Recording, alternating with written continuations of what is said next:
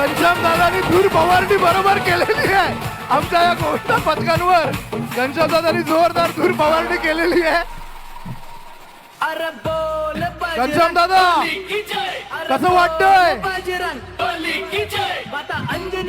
कसं वाटतंय घनश्याम दादा? गारगार वाटतंय की एकदम जल्लोषाचा माहोल आहे? एकदम कडक वाटतंय, कडक. गाजवलं मात्र घनश्याम दादाने आल्यानंतर संपूर्ण हा परिसर गजबजलेला आहे. घनश्याम दादा तुझ्या येण्यामुळे मी तुझा पुन्हा एकदा आमदार प्रकाशदादा सुर्वेकडून मनापासून आभार व्यक्त करतो. नक्कीच दादा, मी तरी गाजवलं असेल पण तुम्ही अख्ख्या गोपाळांचं मन गाजवलंय. कारण आजपर्यंत इतिहासात प्रत्येक दहीहंडी झाली अशी झाली नाही. आणि दुसरी गोष्ट म्हणजे पहिलं राजदादा सुर्वे यांनी उपमुख्यमंत्री एकनाथजी शिंदे साहेब यांच्याशी बोलून प्रत्येक गोपाळाचा विमा मंजूर केला. त्यासाठी सगळ्यांचं मनापासून आभार मानतो. त्यामुळे टोळे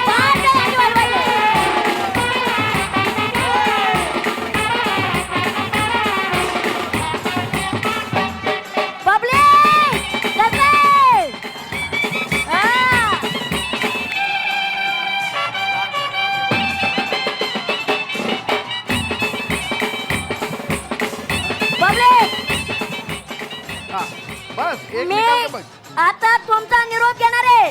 फक्त आपण एकच घोषणा द्यायची आता शेवटचे.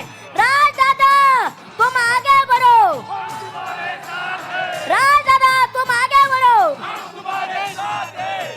जय गोपाळ.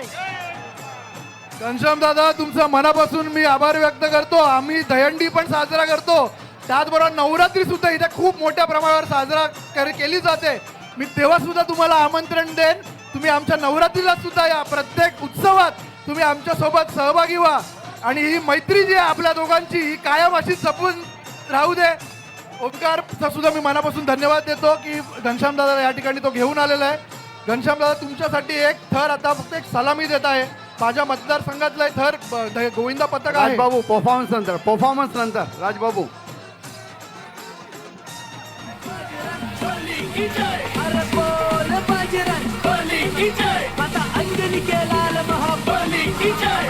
छोटा पुढारी आता मोठा पुढारी झालाय. 130 देशांच्या लाईव्ह चॅनलवर आता हा छोटा पुढारी दिसतोय आणि एवढा मोठा पुढारी झालाय. छोटा पुढारी, एक महत्वाचा प्रश्न. हल्ली तुम्ही किचन मध्ये असता, किचनचे जास्त इव्हेंट करता, शो मध्ये असता. खाण्याचा सर्वात तुमचा आवडता आयटम कोणता? थांबा थांबा, साहेबांनी आता काय सांगितलं?